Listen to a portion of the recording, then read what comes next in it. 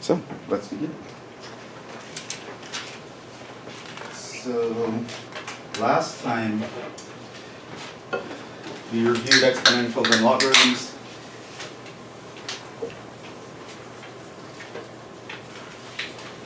Making sure we're all on the same page with those. I think most of you are okay with that, which is good. So now, today, we're actually going to start calculus. We're still going to start very slowly, especially for those of you who haven't taken calculus before, to really ease our way into it. But things will start to pick up quicker than you realize, so pay attention, whether you've taken calculus before or not. Make sure we're solid on the fundamentals, because in some sense, complicated problems are just really a bunch of smaller problems mashed together. So if you understand the really simple cases, you're better able to figure out the complicated ones. So today we're going to start calculus. That's the name of our class, Calculus 1. So I kind of wanted to give a very quick overview, and it's something we'll talk about a little bit more later. But just a quick overview of what is it? What will we be studying? What will we be learning this semester? Ideas? Anyone can tell me what calculus is? What it's about? What's the point? Someone asks you, what's calculus? You say, oh, I'm doing calculus. Oh, what's that?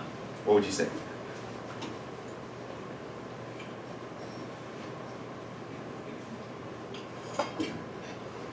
I was taking calculus before. I have no idea what I was doing. Professor just said do this, and I did it. I don't know what I was. Okay. If you were to say in a sentence what calculus is, then it's the study of derivatives,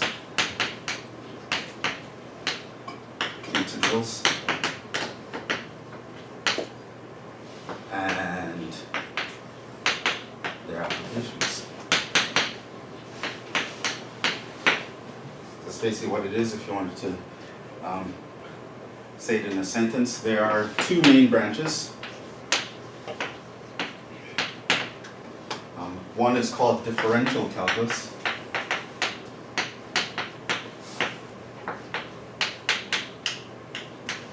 and the other is called integral calculus.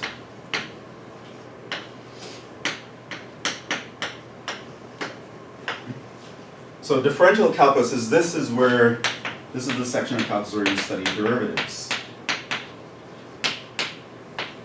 And the goal of this study was to solve a very important problem that was very important for us to solve. The goal was to solve the so-called rate problem.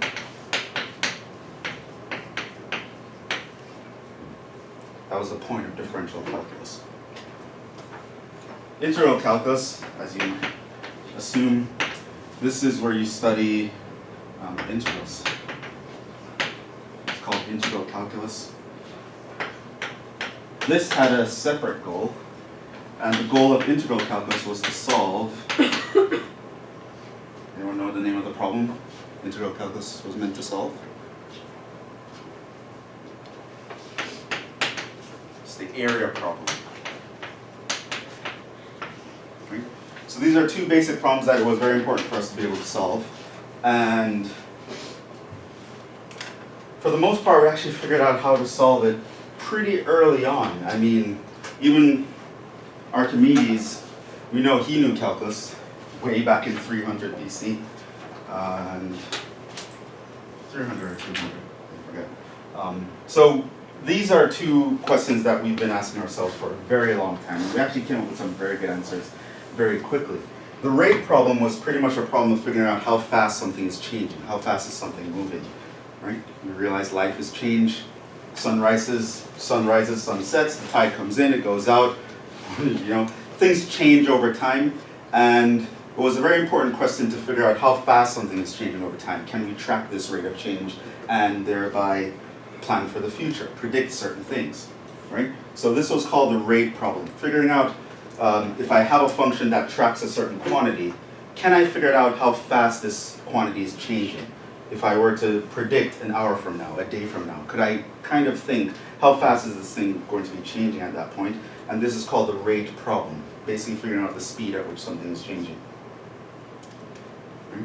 Another kind of problem was the area problem, which is pretty much figuring out how much space something takes up. Right? So you can imagine if you were, way back in the day, if you're a landowner and you're being charged property taxes, for example, based on how much land you own, but your land wasn't some nice shape, it was some weird, irregular shape, that's the plot of land that you own. How do you know actually how much land you own, right? How do you know if someone is overcharging for property taxes? Or more importantly, how do you know to stay silent if they're undercharging you for property taxes, right? You want to know how much land you own to be able to track certain things. How much space something takes up is also an important question to be able to answer. And if it's a rectangle or a circle or a trapezoid or these nice shapes that we learned in high school geometry, finding area is relatively easy. But if it's this weird, awkward shape, it becomes a lot more challenging. And so the area problem is pretty much trying to figure out how do we find out how much space some irregular object will take up, whether it's a 2D space or a 3D space, and we even go beyond that, believe it or not. But that was called the area problem. So these are two different branches of math. One was concerned about how fast things are changing. One is concerned about how much space something takes up. And it turns out, believe it or not, that these two are inextricably linked. There's actually a bridge that connects these two fields of study. And on the surface, a lot of people are studying these things separately, but it turns out that they are actually opposite sides of the same problem. There's a bridge that connects these two, and that bridge is called the fundamental theorem of calculus. Right? That's the realization that these two problems, their solutions go hand in hand. Right? Now, the fundamental theorem of calculus is a lot more recent. Right? We didn't figure that out until around the 1700s with Newton, and I think a lot of the groundwork was laid by Newton's math teacher at the time. But Newton really put it in a nice little neat package, came up with a lot of the notation that we use today. Leibniz also came up with a set of notation that we use pretty common. He was a mathematician, was in Germany. And basically, there was a theory that says, you know what, these two are actually flip sides of the same coin.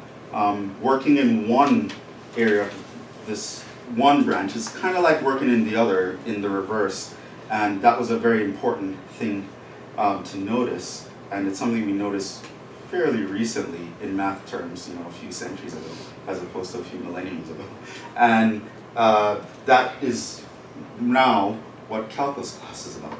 So we are in Calculus 1, and so we are going to start to learn how to solve these problems. And most of our time is going to be spent here, differential calculus, 2/3, maybe a little bit more of our time is going to be spent on studying derivatives and their applications, and towards the end of the course we're going to look at integrals and their applications, and then of course we're going to look at the theorem that connects the two.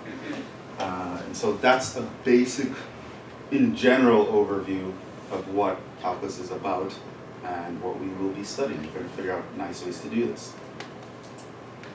That being said, as calculus in a sentence, if someone forced you to say in one word what calculus is the study of, the answer would be limits. Calculus is the study of limits. It turns out when developing these tools, it turns out one of the best ways we could describe these tools in mathematical language was through the use of limits. And that's where we're going to start our calculus journey. We're going to start talking about limits. So we're going to ease ourselves into this, very easy.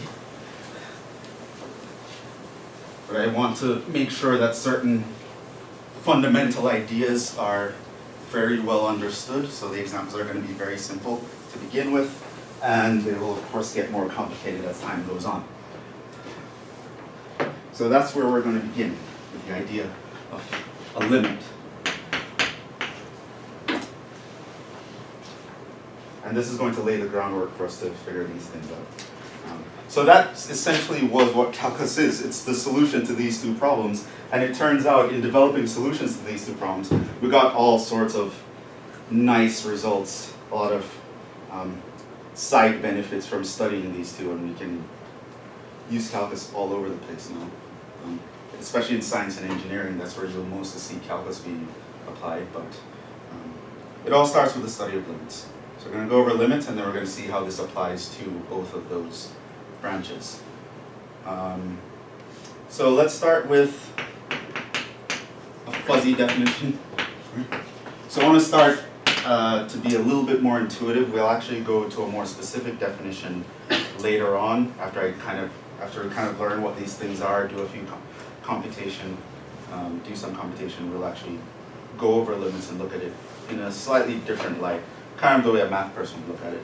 But probably if you're a science person, you probably think of limits this way. Okay? We say the limit as x approaches. So I'm going to show you how we use the word limit. A of a function f of x is L, right, where L is just some number, if as x gets close to A, f of x gets close to L. And in this case,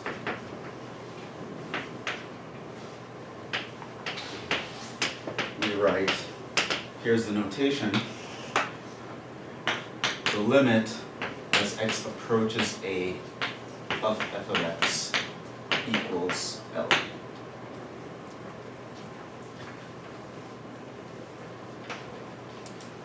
A couple things to point out at this definition.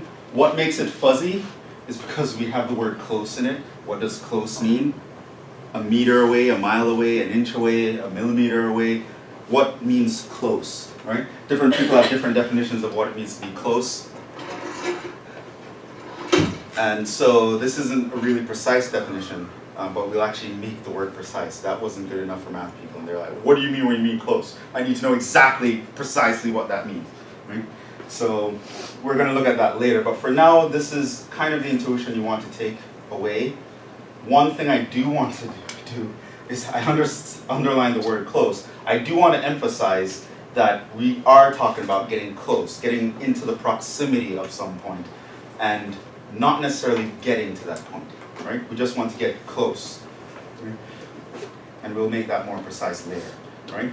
But if I notice as my x values get close to a certain number, the y values get close to some other number, I can write down this expression, right?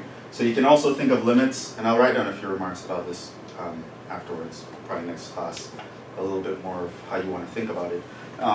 So the limit is basically a way to track the y value of a function when someone is manipulating the x value to get to within a certain, to get towards a certain point.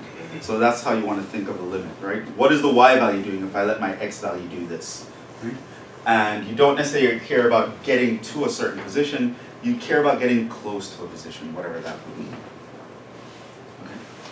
So let's look at some examples so that you can kind of understand what we're talking about here.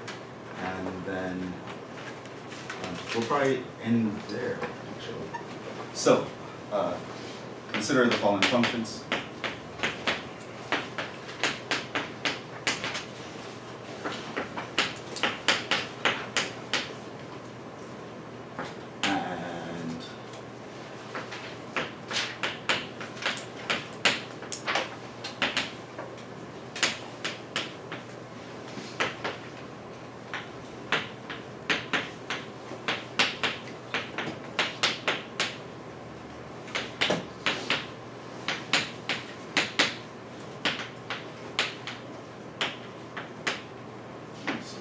First example, y is equal to, let's say I have the function 3 minus x, and I want to know what happens when my x gets close to value 1.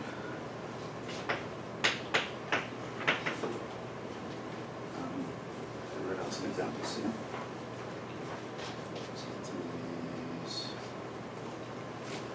Okay. Now suppose my y equals 2, it's a constant function. Consider what happens if x gets close to 0, or x gets close, doesn't matter, 3, or x gets close to minus 1, or x gets close to 5. Now suppose my function is 1 over x. What happens as x gets close to 2? What happens when x gets close to 0? What happens when x gets close to infinity, meaning the input is getting very, very large? What happens when x gets close to minus infinity, if the input is getting very, very small? D. Y equals 1 over x squared. Take 1 over x, square that function. What happens now as x gets close to 0? And these will be outside the camera, but I'll recopy them when we're doing it. Look at this function, x squared minus 4 over x minus 2. What happens when x gets close to 2?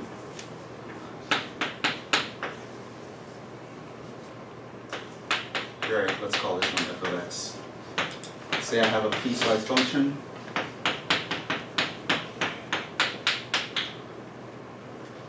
And let's make x close to 1 here. So we're going to take our time and consider these questions.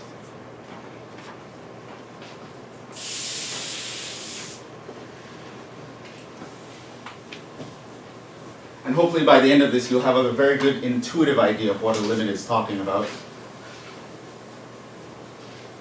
And then later on we're going to look at some more complicated examples. So let's look at A. Y equals 3 minus x, x is getting close to 1.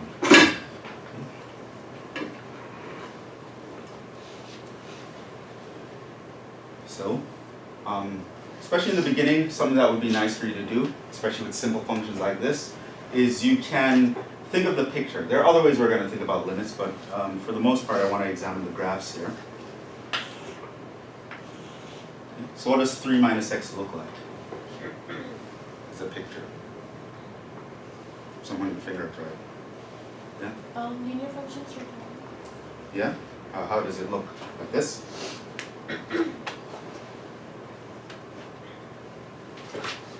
Yeah? It's like this. Okay. What's that point? And this point? Also 3. Okay. So that's our picture. And I actually care about x getting close to that value here. Okay. So now we can look at this function. What's happening? So let's say my input values are getting super close to 1. Right? I want to know what are the y values doing. Okay? So notice that if I plug in this x value, that would be the y value. Plug in this x value, that will be the y value. Plug in this, and so on. You can see that we're tracking the points. The value of the function is tracking down to some point here. That's going to be kind of in this region right here. Similarly, if I go from the other side, get close to 1, I will see that if I'm on my function, what's happening to the y values, they actually start getting larger and larger. And they're kind of getting close to the same point. Right? Now what point do you think that would be? Yeah? 2. Be the point 2. Okay.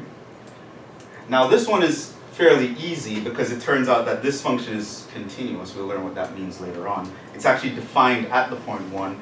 So we could literally actually just plug in that point and figure out that the answer was 2. You can't get closer to the point than actually being there. Even though this is not a requirement, that's one way we can actually look at this. So here, basically what we could say, the limit as x gets close to 1 of f of x, or in this case, let's replace it with 3 minus x, is equal to 2. And what I mean when I say that is as my x gets close to 1, the y values of this function will get close to 2.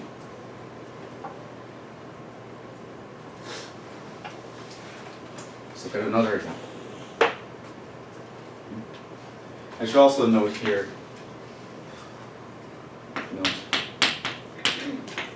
it is important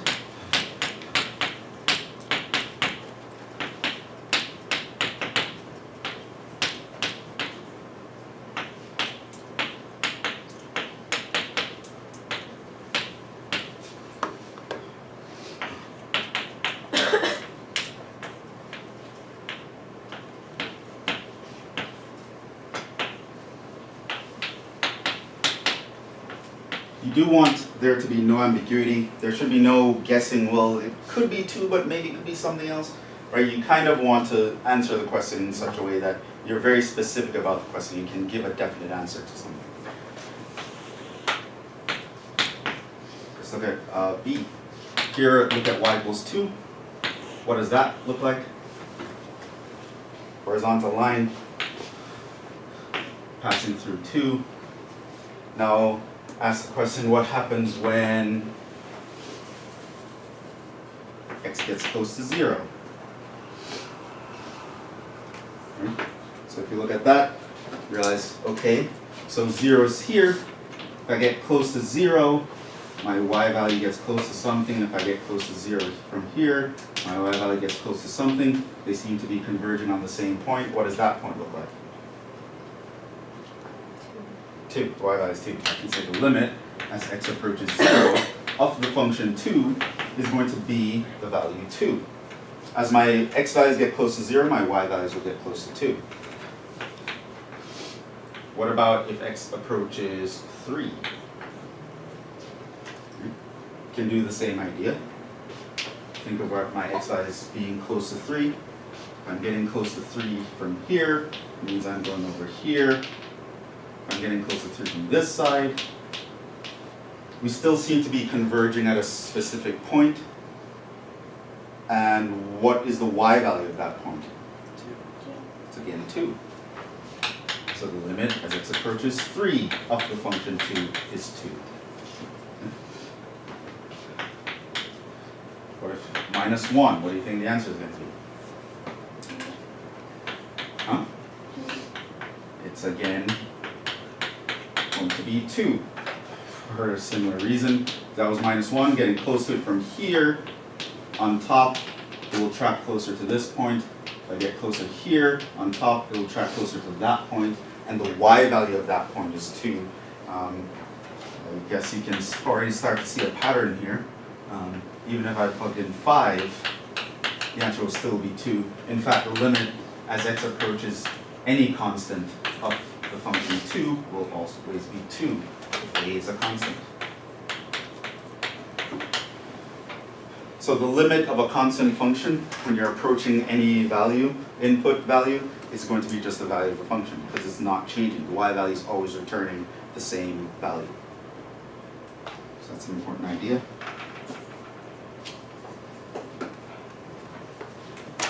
Let's look at 1 over x. Slightly more complicated idea, slightly more complicated function here, because it is not always defined, if you remember what the graph of that looks like. So see, y equals 1 over x.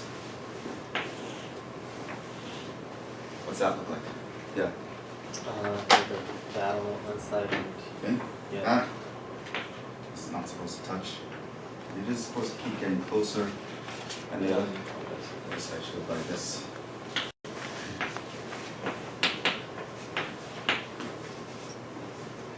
Doing the graphs of functions and in general how functions behave is going to be very important, especially when we get to more complicated examples.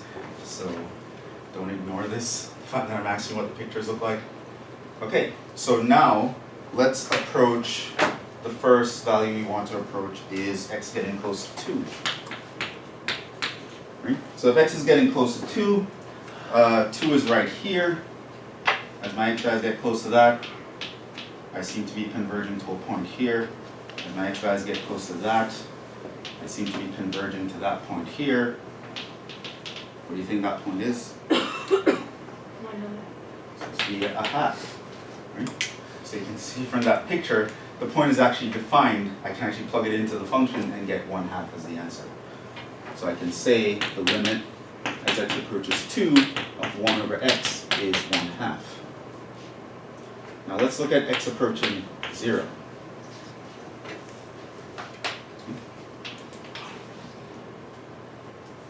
What do the y values do when you approach 0? Yeah? They approach positive and negative. They approach positive and negative infinity. So which keep is going up and down. Right? yeah, but those are two different things though. Positive infinity is all the way up here, negative infinity is all the way down here. Which one is it? Both? What you don't? Both? Yeah. The answer could be both, yeah? If it's just approaches 0, it's never. If it's like approaches, if it's like -0, then it's whichever one is coming from the direction. Let's see. So let's say, okay, so here's our function. This time we want to approach 0. So you can say, okay, what happens as my x values are getting close to 0 here? Well, the corresponding y values will be on this side. And you'll notice that the function keeps going up, it keeps getting bigger. So it seems that as x goes to 0, if you're on the right side of 0, your y values keep getting larger and larger and larger, right? I can describe that by infinity. There's no specific number that I can write down here because if I tell you a number, eventually the function will be higher than that when the x value gets closer to 0. A similar consideration, if I'm over here getting close to 0, now I'm actually not on that branch, I'm on this one. And now the y values are doing the complete opposite. They're actually getting smaller. So it seems that if I'm getting close to 0 from the left, my y value goes to negative infinity. Right? So now the question is, what do the y values do as your x gets close to 0 of the function 1 over x? Now, some people can say, as he was saying, it's positive infinity, but other people can say it's negative infinity. Was it both? Is it neither? Is it not doing anything? And in our case, we will describe this as DNE. That stands for does not exist. It has a level of ambiguity to this question that we're not comfortable with, right? So I can say x does this, what does y value do? Well, sometimes it does this and sometimes that's not good enough. We want to be able to say, what is the y value doing? The y value is getting close to this number, right? There is no number L in this case that the y value gets close to because it kind of depends on what situation you find yourself in. Your answer should be, well, it depends, right? Which is not a number, right? So that's what I meant by you can't have really any ambiguity. Anytime there's any ambiguity in what the y value is doing, if it depends on the situation, the limit we would say does not exist. There's no one answer I can give you that will cover all cases when we're approaching this input value.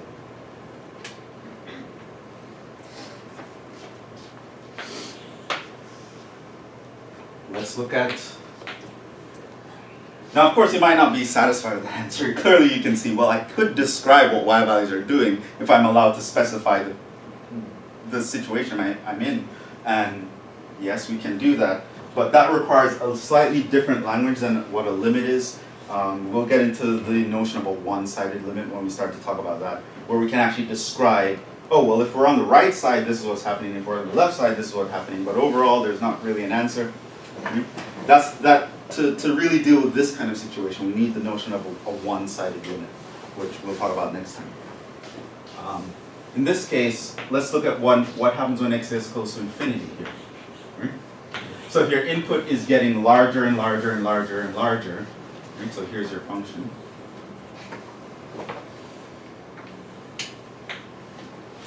What's happening to the y value?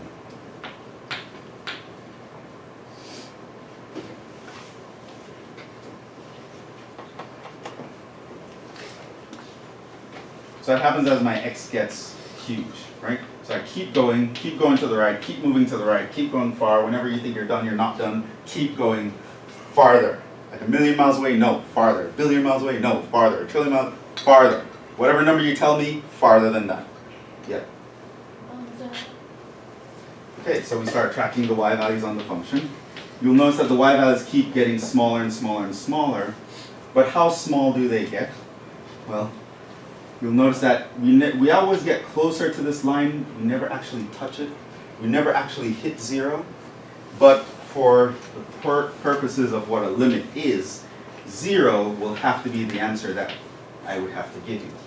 Right? Clearly the graph will never become negative because it's 1 over x and I'm plugging in positive numbers in the denominator. So I'll always have a positive divided by a positive. So I know nothing below 0 would even make any sense. But you can also realize that if you were to say anything above 0, like if I were to say 1/2, eventually the function will pass a point where it's closer to 0 than it is to 1/2, right? And so one can say, okay, what about 1 over a million, right? Well, eventually the function will be closer to 0 than to 1 over a million. No matter what number you tell me, I can say eventually we're going to be closer to that number than to any other number you would tell me, right? So it seems that our definition of close, 0 would fit that definition. It's the closest thing that we're going to get to. Any other answer you tell me, ultimately it would not make any sense, because if I go far enough, eventually the numbers are going to be closer to 0 than they are to any other number.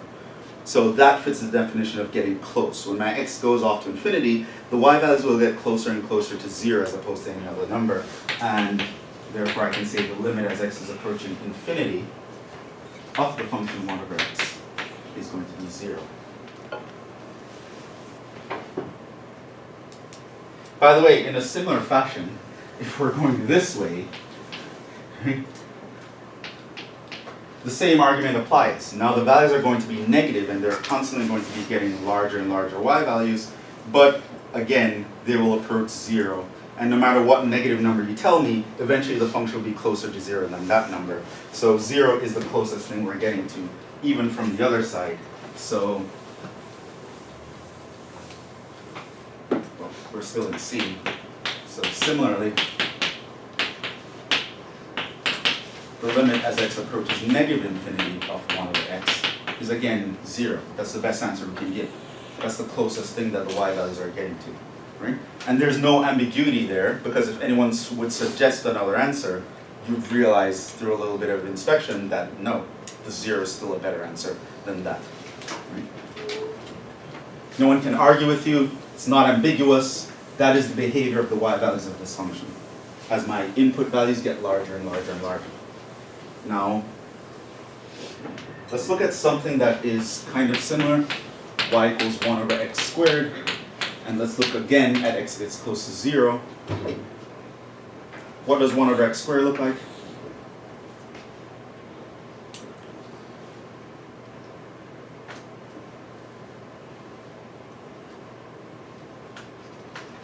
Right, looks like that. So 1 over x squared looks like that. Okay. So now, let's consider this the question of what happens when x gets close to 0. Well, my 0 is here, and I'm getting closer and closer to 0 on the right side. Notice that I'm on the function, and my y value keeps getting bigger and bigger and bigger, right? And no matter what number you tell me, eventually my y value will pass that number. Any number you tell me, eventually the y value will be bigger than that number if I take x closer to 0. And so here, as x gets close to 0 from the right side, you'll see that the y value gets bigger and bigger and bigger. And so it would make sense to say that. On the other hand, if I get close to 0 from this side, I'm on this branch of the function, the corresponding y values are over here, and if I track the points, what the y values are doing, again they're getting bigger and bigger and bigger. So as x approaches 0 from the left side, the y is again getting bigger and bigger and bigger. Right? So now there's no ambiguity here. If I say what happens when the x values get close to 0, someone can say to me, the y values go to infinity. And it won't matter on what situation you find yourself in. It doesn't matter if you're on the left or on the right, the y values just keep getting bigger and bigger and bigger. There's no ambiguity here. All the answers agree. Everyone would have to agree that whether I'm on the negative side or the positive side, keep plugging in things closer to 0, the numbers will keep getting bigger and bigger and bigger. And so here we can say the limit as x approaches 0 of 1 over x squared is infinite. Right? So we're describing the behavior of the function when x gets close to 0. Right? Now of course, you can compare this to the limit as x gets close to 0 of 1 over x. And this one does not exist. Right? Which again, I'm going to do my shameless plug about division by 0. This is why it's such an issue, right? Here we have two very similar functions, right? The numerators are the same. The difference is just the denominator, right? That one is a regular x, this one is a squared x, right? Now, as my x is getting close to 0, the denominator of both of them is getting close to 0. However, this one seems to have some sort of meaningful answer where there's no ambiguity, we kind of understand what's happening to the function, where this one has some ambiguity in it. And there are other situations where the denominator can be close to 0, but we'll get an actual number as the answer, right? So it's possible to get positive infinity, negative infinity, some other number, or no answer at all, right? When your denominator is going to 0, chaos happens, and you have to kind of take each situation as it comes. So the idea that division by 0 is always infinity is a fallacious idea. It doesn't really make sense, right? This isn't the only reason, but this is one of the reasons why it doesn't really make sense to think of things that way. When your denominator is getting close to 0, this is a situation you have to take very carefully and very seriously.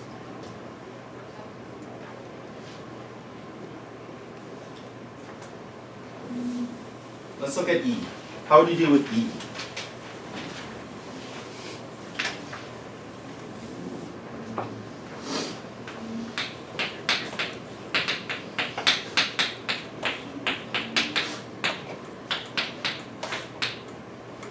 What does that look like?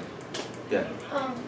If we plug into the denominator will be 0, so we can simplify it and change the numerator to x plus 2. Okay, so notice that you can't plug in 2. It's not actually defined there, right? So you can say, but if x is not 2, our y would be equal to this guy. Now if our x is not 2, this guy's just a fraction, right? Because we're not dividing by 0. It's just going to be one number divided by another number. Turns out we can reduce fractions. That's the thing. So notice here we can factor the top. What do we get? X plus 2. It's a difference of squares. Means that those cancel. And I'd be left with x plus 2. But it's not a regular x plus 2, right? You have to remember x cannot be 2 here. So that's the original function. Simplifying doesn't get rid of that. So here I still have to assume my x cannot be 2, right? That input was illegal from the very beginning. So what do you think the graph of this is going to look like? It will be a straight line, but it will be a... It'll be a straight line. It will behave exactly like x plus 2, except for one specific point, right? So everywhere else, though, it's just going to be a line that passes with y-intercept 2, positive slope 1, except at the number 2 specifically, we put what we call a hole. Math people aren't very creative in naming things. There's a hole there. There's a point that we can't actually fill in, right? But other than that point, it's just a fraction that we can simplify. So now when I start to think, well, what happens when I get closer to 2? Well, I seem to be getting closer to that hole. Same thing here. I seem to be getting closer to that hole. Now we can't actually get to that point, but you have to remember, the limit doesn't care about getting to that point. I care about getting close to something. The fact that that point does not exist does not bother the limit. You don't care, right? It is some one specific point, and that point would have a y value. And what y value would that point have? 4. Well, if I pretend I could fill in that point, even though I can't, 4 would have been the answer. And so I can say here, the limit as x approaches 2 of this function. Even though at 2 the function itself does not exist, I can say the y values will get close to 4 when x gets close to 2, even though the function doesn't exist at 2. We don't care about being at the point, we care about getting close to the point. It's a very important distinction with a limit. It's not just evaluating a function, right? It depends on the situation.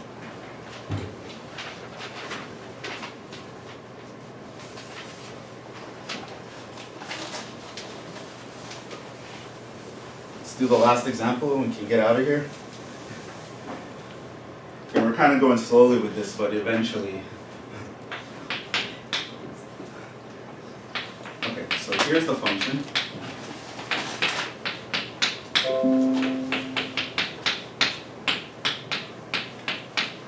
And how do you describe that function? How do you draw a picture of that function?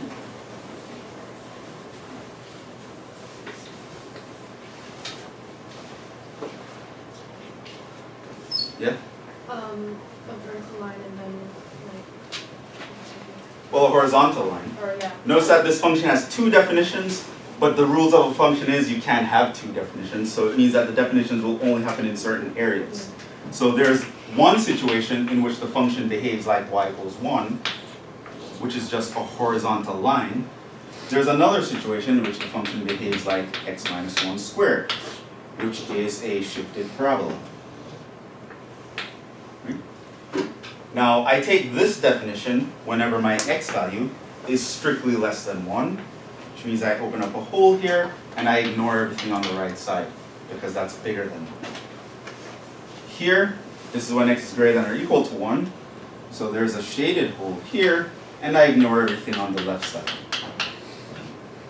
I can therefore graph this function, y equals f of x, by just graphing the parts of these graphs that are still there on the same pair of axes. So this will be here, and then the other one will be here.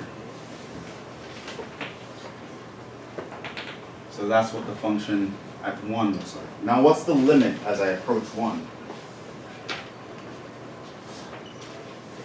What is the y value doing as I get close to 1?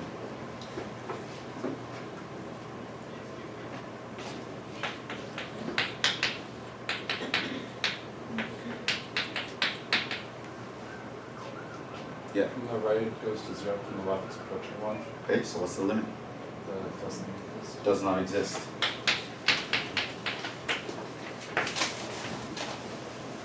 Now, if any of you thought the answer was 1 because it's shaded in here and filled out, not filled in there, I hope you realize why that thought would be incorrect in this situation. Because we don't care about being filled in at a certain point. This is not the point. We care about getting close to that point. Coming from the left, our y values are close to the value 1, but coming from the right, they're close to 0. These do not agree. There's ambiguity. Does not exist as the right answer. Okay, we'll pick up that next time. Did everyone get an email from Jupiter? Does anyone not get an email? Okay. I'll see you guys tomorrow. And you have a quiz tomorrow.